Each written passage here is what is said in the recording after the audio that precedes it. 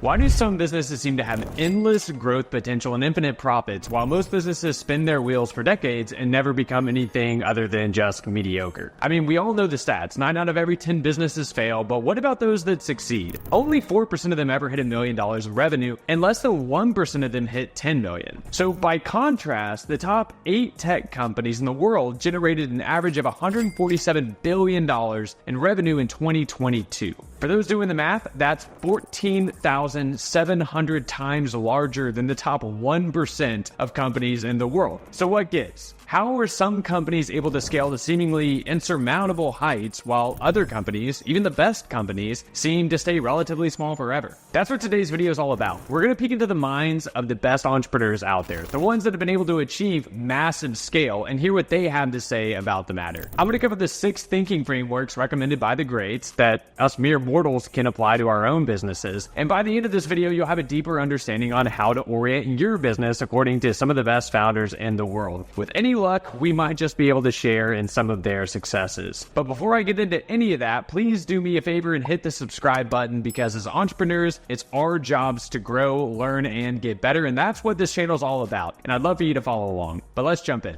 I want to share an interesting and true story that I heard recently. Bill Gates Sr., and Warren Buffett were all at a dinner party. They're really great friends, so they regularly get together and talk about life and business. There was another gentleman there that was at the party, and he came up to the group and he asked them what was the most important quality of success for business. And all 3 of them broke from their conversation, looked up, and immediately said the same word: focus.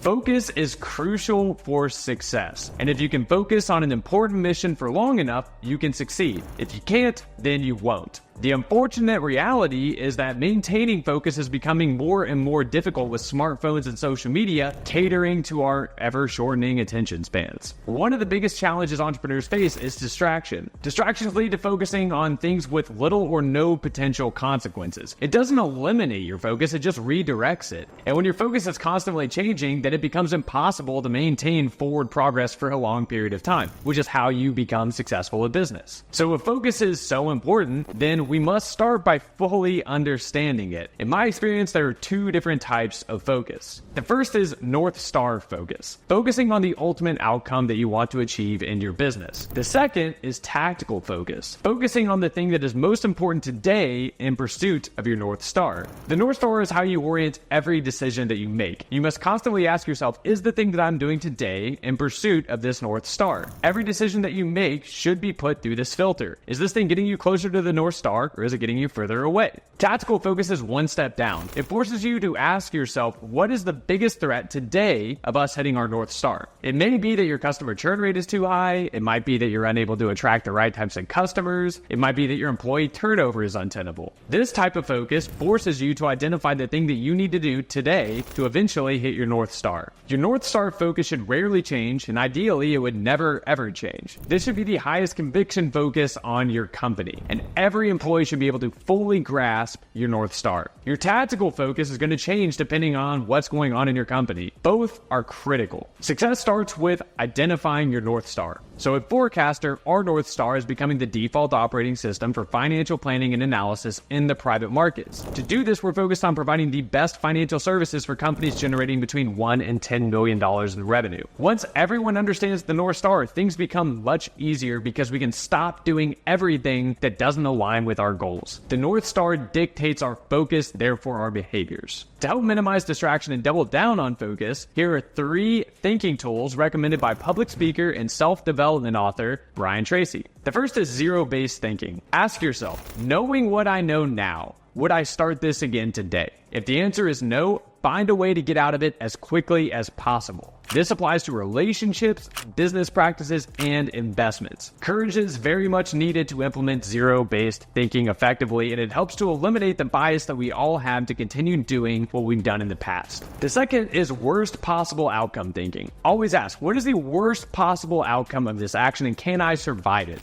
This helps reduce fear and allows for proactive problem solving. This is a tool that I've used personally many times. If most of us are honest with ourselves, our worst case scenarios are probably not even that bad. even if we lose everything, most of us have friends or family that we can stay with for long enough for us to get back on our feet. And when you fully understand the worst possible outcome and create a plan for it, suddenly it stops becoming so scary. The third and final is the principle of constraints. Identify the constraint or limiting factor that sets the speed at which you are able to achieve your goal. 80% of constraints are internal. Ask yourself, what is it in me that's causing this problem? This could also be looked at as self-sabotaging behavior. We know what we need to do, we just don't do it. Improving self-discipline and learning new skills are often the solutions here. Within these three thinking frameworks, here are some more practical operational frameworks that we can use to maintain focus. Here are my top 3 recommendations by the likes of Elon Musk, Jeff Bezos, and Warren Buffett. First up is the Eisenhower Matrix. The Eisenhower Matrix, also known as the Urgent Important Matrix, helps you prioritize tasks by urgency and importance, ensuring that you only ever focus on what matters the most. You can do this by setting up quadrants. The first quadrant is urgent and important. These are tasks that need immediate attention and contribute significantly to your goals, and you want to focus on these first. The second is important but not urgent, tasks that contribute to long-term goals but don't require immediate action, and you want to schedule time for these in the future. The third is urgent but not important. These are tasks that need immediate attention but don't contribute significantly to your goals. These are things that you want to delegate if possible. And then the fourth are non-urgent, not important. These are tasks that are neither time sensitive nor significant, and you want to minimize or eliminate these altogether if you can. The second framework is the Pareto principle, and this one is a personal favorite of mine. The Pareto principle states that 80% of your results come from 20% of your efforts. Identify and focus on the activities that generate the most significant outcomes. The steps to do this are: 1. Identify key activities. So analyze your task and determine which ones contribute the most to your business goals. Number 2 is prioritize. Focus your resources and efforts on these high impact activities. And number 3 is review and adjust. Regularly review these activities to ensure that you're constantly focusing on the most impactful tasks. Lastly, we have OKRs, also known as objectives and key results. OKRs are a goal setting framework that helps you set clear, measurable goals and track their outcomes. There are 2 components here. 1, objectives, which are clear, qualitative goals that define what you want to achieve. They should be inspirational and time-bound, and they should be linked directly to your North Star. Number 2 is key results. These are quantitative measures that track your progress towards the objective. They should be specific, measurable, achievable, relevant, and time-bound, aka SMART goals. There are 4 steps to setting OKRs. Step 1 is set objectives. You want to define 3 to 5 objectives for a specific period of time. Usually it's a quarter. Step 2 is define key results. For each objective, set 3 to 5 measurable key results. Step 3 is track progress. You want to regularly check in on your progress and adjust strategies as needed. And then step 4 is review and reflect. So at the end of the period, review what was achieved, what worked, what didn't work for future goal setting. By using these frameworks, you can systematically identify, prioritize, and focus on the most impactful activities in your business. So those are my lessons on focus from the greats. But before I go, I'd like to share a proverb with you that I recently learned from Alex Hormozi. This is a direct quote from his book, 100 Million Leads. But this story really inspired me to continue to push through with my convictions towards our North Star at Forecaster. It spoke to me, and I hope that it speaks to you as well. Here it is. Imagine you and a friend play a dice rolling game. You're each given 1 die.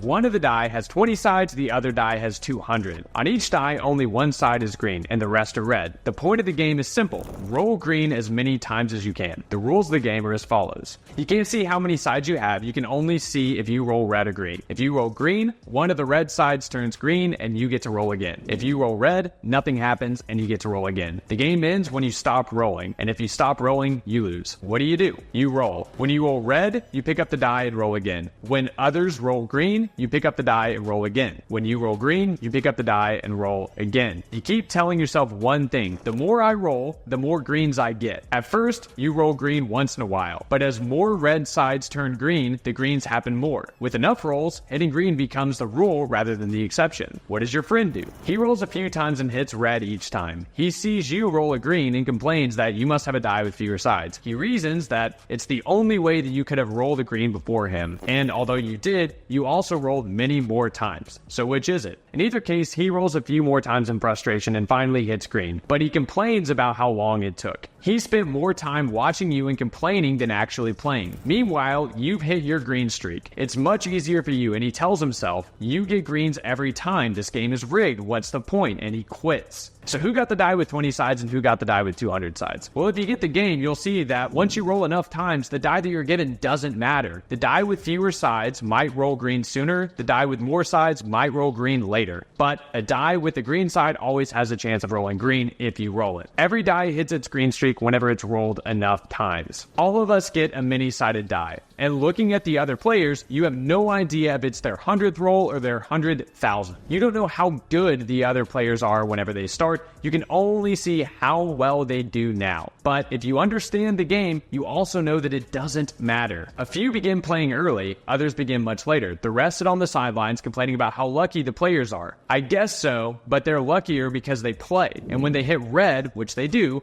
they don't quit. They roll again. Business is a lot like the game of the many-sided die. You don't know what will work until you try. And whenever you start business, you will probably hit red on the first few rolls. But if you try enough times, you will hit green. And when it works, you have a better chance of getting it to work again. The more you do, the easier it gets. You begin to understand the game. No matter how many players there are or the number of sides on the die you're given, you start to see that you only have two guarantees. One, the more times you roll, the better you get. And two, if you quit, you lose. So here's my promise. You cannot lose if you don't quit. Thanks so much for watching. I'd love to hear when this video was the most helpful for you. Leave it in the comments below. And if you found this useful, please like the video and subscribe to the channel and hit the bell. Education is the best way to stay informed and ahead of the competition as entrepreneurs. And of course, if you want to learn and continue to grow as an entrepreneur, be sure to check out my many other videos. We put helpful content out every single week. Until then, keep building.